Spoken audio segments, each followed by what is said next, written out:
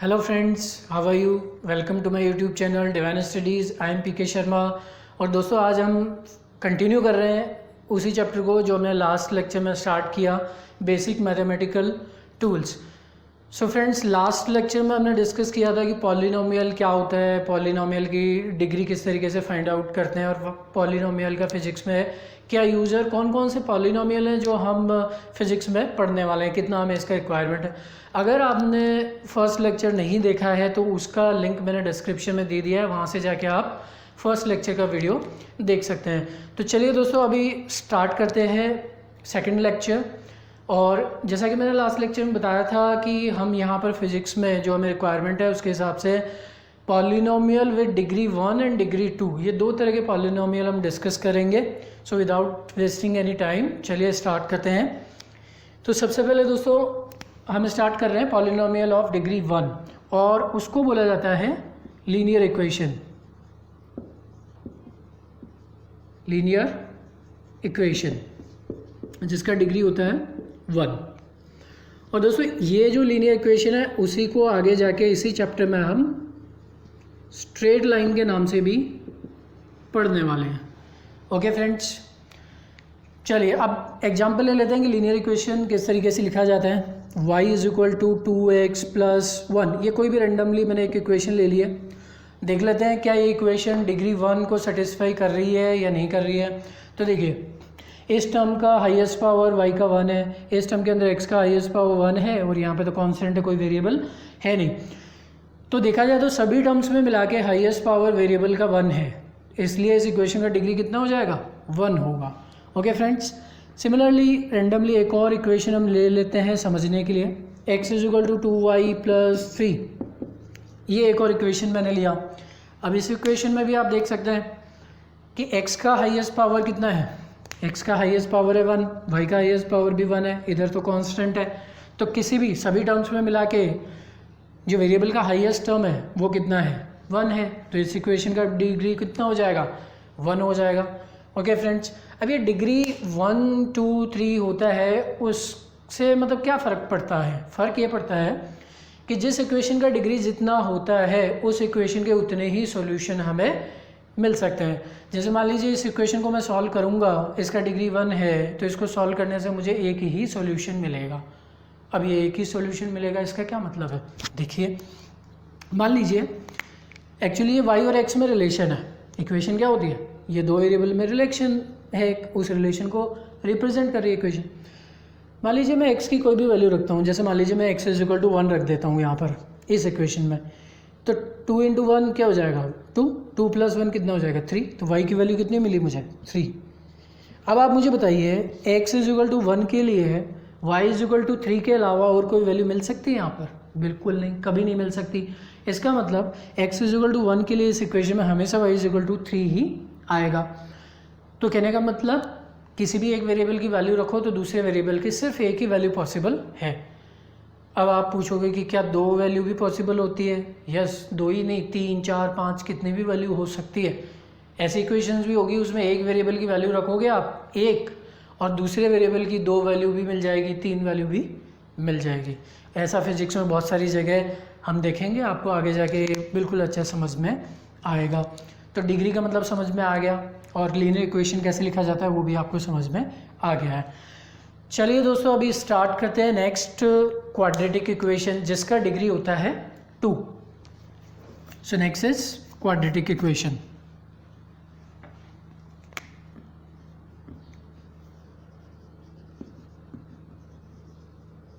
Quadratic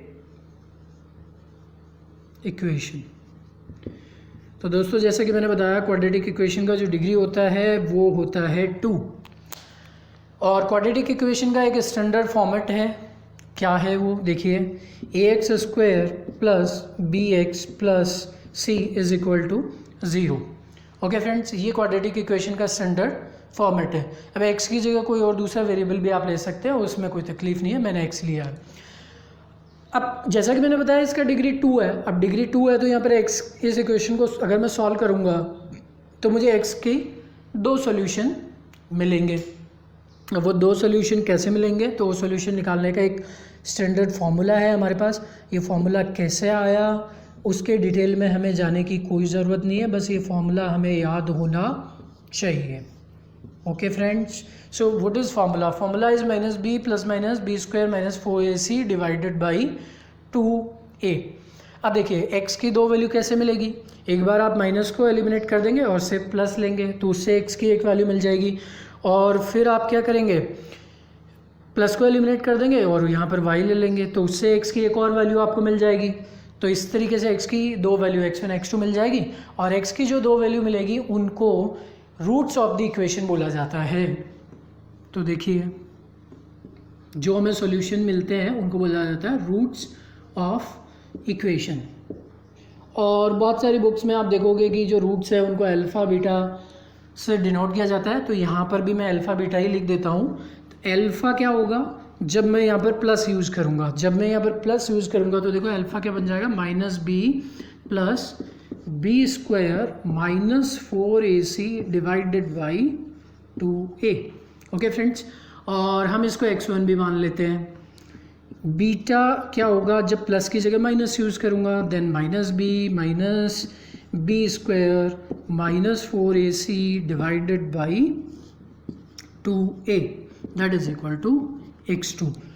सो friends ये हो गए alpha beta roots of the equation. So friends यहाँ पर हम देख चुके हैं कि किसी भी क्वाड्रेटिक इक्वेशन के रूट्स क्या क्या होते हैं और उनका फॉर्मूला क्या होता है। अभी नेक्स्ट हम कुछ ये रूट्स को लेके कुछ स्टैंडर्ड ऑपरेशंस कंप्लीट करेंगे।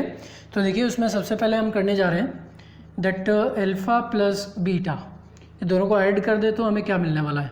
तो देखिए यहाँ से इजीली आप देख सकते हैं, अगर मैं 2a कॉमन ले लूँ दोनों में से तो 2a तो बाहर आ जाएगा, और ये वाली जो टर्म है बी स्क्वायर माइनस 4ac जो रूट के अंदर टर्म है, सिमिलरली ये टर्म यहाँ पर भी है, लेकिन ये प्लस में है और ये वाली टर्म माइनस में है। जब इनको ऐड करेंगे तो ये वाली टर्म्स तो कैंसिल आउट हो जाएंगी क्योंकि प्लस माइनस है दोनों।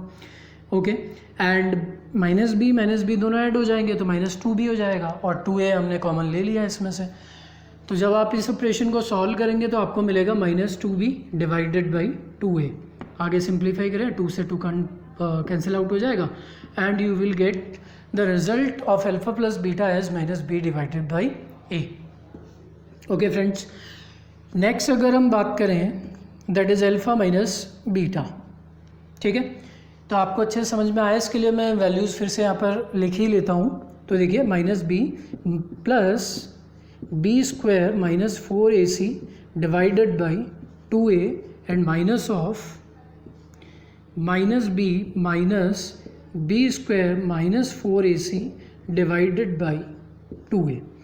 ओके फ्रेंड्स, इसमें से भी हम क्या करेंगे कि 2a को कॉमन ले लेंगे। जब 2a को हमने कॉमन लिया तो देखिए ये प्लस है, ये वाला टर्म पूरा प्लस है, और ये भी माइनस माइनस प्लस हो जाएगा।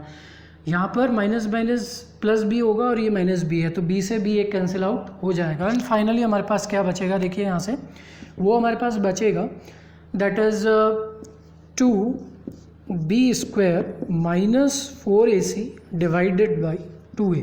ओके फ्रेंड्स, 2 से 2 कैंसिल आउट हो जाएगा, एंड फाइनली हमें जो अल्फ़ा माइनस बीटा की वैल्यू मिल रही है वो है b square minus 4ac divided by a। So friends, हमें alpha plus beta alpha minus beta दोनों की वैल्यूज़ मिल चुके हैं। अभी नेक्स्ट ऑपरेशन हम कंप्लीट करने वाले हैं वो है अल्फ़ा इंटू बीटा। तो देखिए दोस्तों, अल्फ़ा इंटू बीटा कैसे फाइंड आउट करेंगे।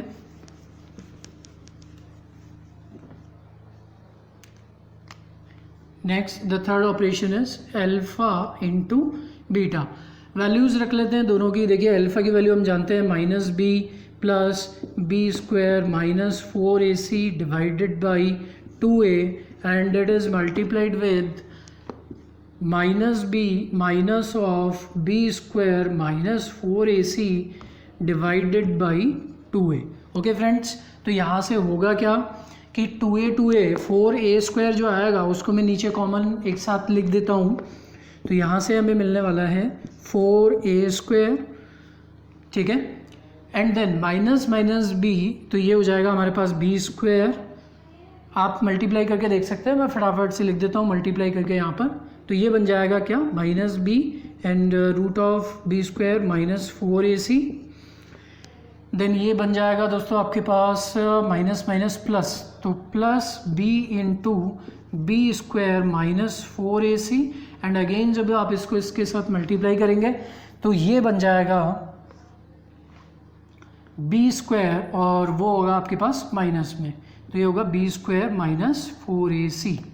ओके फ्रेंड्स, अब देखिए यहाँ से ये दोनों टर्म्स तो इजीली यहाँ से कैंसिल आउट हो जाएगी, उसमें तो कोई तकलीफ नहीं है।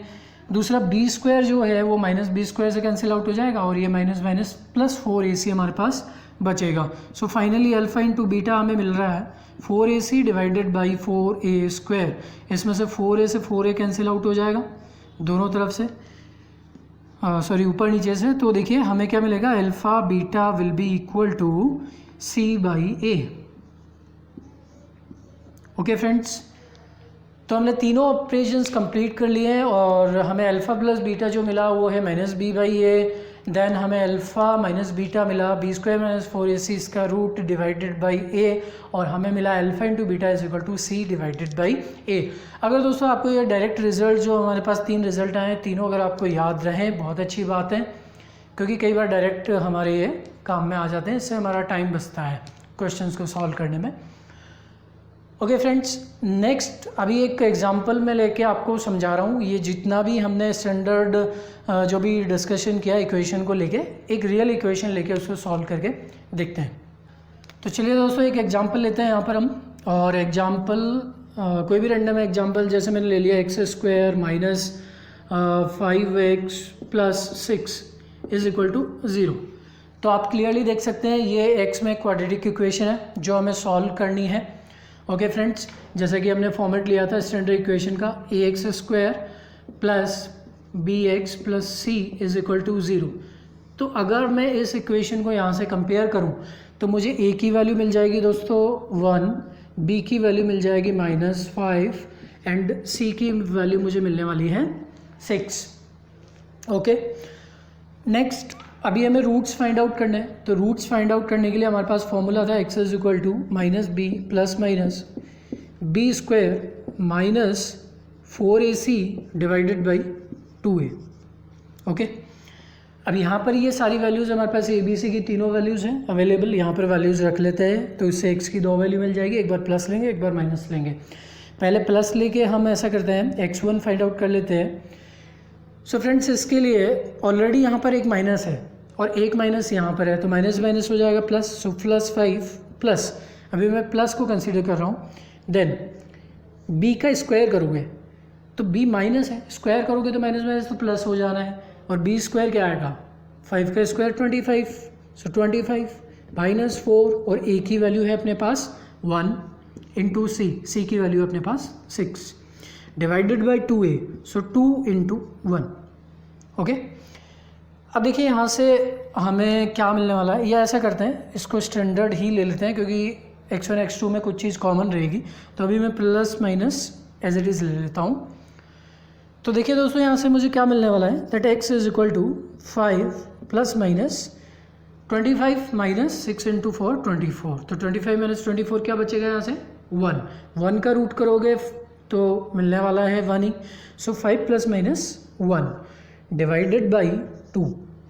ठीक है दोस्तों, अब यहाँ से हमें x1 x2 आसानी से मिल जाएंगे। कैसे, एक बार मैं प्लस ले लेता हूँ, तो जब मैं प्लस लूँगा तो बन जाएगा 5 प्लस 1 डिवाइडेड बाई 2, तो ये मुझे मिलेगा 3। सिमिलरली x2 जब लेना है तो एक बार मैं माइनस ले लेता हूँ डिवाइडेड बाई 2, तो ये मुझे मिलेगा 2। ओके फ्रेंड्स, तो इस तरीके से ये क्वाड्रेटिक इक्वेशन को हमने सॉल्व कर लिया है और हमें x की 2 वैल्यूज़ यहाँ पर मिल रही है, 1 इज़ 3 एंड सेकेंड इज़ 2। अब देखिए जो स्टैंडर्ड ऑपरेशंस मैंने किए थे वो हम यहाँ पर भी करके देख लेते हैं एक बार। तो देखिए हमारे पास वैल्यू आई थी फर्स्ट अल्फ़ा प्लस बीटा की, वो थी माइनस बी डिवाइडेड बाई ए। तो देखिए दोस्तों b की वैल्यू है -5, तो ऑलरेडी यहाँ पर एक माइनस और है तो माइनस माइनस हो जाएगा प्लस, तो ये हो जाएगा 5 डिवाइडेड बाई ए। और a की वैल्यू दोस्तों हमारे पास है 1, तो यहाँ पर रख दीजिए 1, तो आपको मिलने वाला है 5। अब इसको वेरीफाई कर लेते हैं। अल्फ़ा x1 को बोला जाता है अल्फ़ा और x2 को हमने बोला था बीटा। ओके, तो डायरेक्ट ऐड कर लीजिए, अल्फ़ा प्लस बीटा क्या होगा 3 + 2 5, और फॉर्मूले से भी हमें क्या मिल रहा है 5। तो इसका मतलब हमने जो पढ़ा जो समझा वो बिल्कुल सही है। ओके, नेक्स्ट हम बात करते हैं सेकंड ऑपरेशन जो था alpha minus beta. Okay friends, alpha minus beta हमारे पास आया था b² - 4ac divided by a। Value रखिए इसमें b², और देखिए वैल्यू रखने की ज़रूरत नहीं है, b² - 4ac वो तो हम यहाँ सॉल्व कर ही चुके हैं। जब हमने इस रूट को सॉल्व किया था तो यहाँ से वैल्यू मिली थी हमें 1, तो यहाँ पर भी वही मिलेगी। तो देखिए दोस्तों, ये वैल्यू है 1 इस पूरे को सॉल्व करेंगे तो, और a की वैल्यू ऑलरेडी हमें पता है 1 है, तो हमें क्या मिला, हमें मिला 1। तो अल्फ़ा माइनस बीटा हमें मिल रहा है 1। अब वैसे भी आप करके देख लीजिए, अल्फ़ा 3 है तो 3 - 2 क्या मिलेगा 1, तो इसका मतलब ये भी सही है। फिर और हम चेक कर लेते हैं थर्ड ऑपरेशन जो हमने किया था अल्फ़ा इंटू बीटा, और वो हमें मिला था c divided by a। Okay friends, value रख दीजिए। देखिए c की वैल्यू है 6 और a की वैल्यू थी 1, सो ये हमें मिलने वाला है 6 divided by 1 is equal to 6। अभी आप डायरेक्ट मल्टीप्लाई करके देख लीजिए अल्फ़ा बीटा को, 3 × 2 क्या आएगा 6 ही आएगा। इसका मतलब जो हमने पढ़ा, जो हमने उनके स्टैंडर्ड फॉर्मेट्स लिए वो बिल्कुल सही है, हमने यहाँ पे वेरीफाई भी कर लिया है। आई होप आपको ये समझ में आ गया होगा। Thank you.